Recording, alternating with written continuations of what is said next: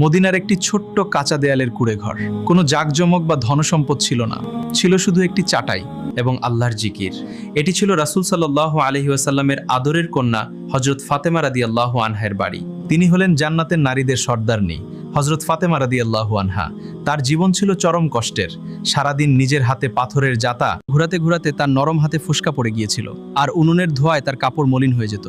অন্যদিকে হযরত আলী রাদিয়াল্লাহু আনহু সারাদিন হাড় ভাঙা খাটুনি করতেন। এই চরম ক্লান্তি আর কষ্ট সহ্য করতে না পেরে একদিন ফাতেমা রাদিয়াল্লাহু আনহা নবীজি সাল্লাল্লাহু আলাইহি সাল্লামের কাছে গিয়ে কাজের জন্য একজন খাদেম বা সাহায্যকারী চাইলেন।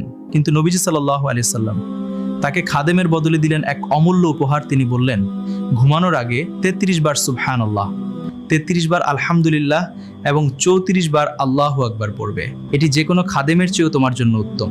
ঘরে চরম ক্ষুধা থাকলেও তার সবর বা ধৈর্য ছিল পাহাড়ের মতো অটুট, আর এই অসীম ধৈর্যের কারণেই তিনি জান্নাতের সর্দারনী হয়েছেন। হযরত ফাতেমা রাদিয়াল্লাহু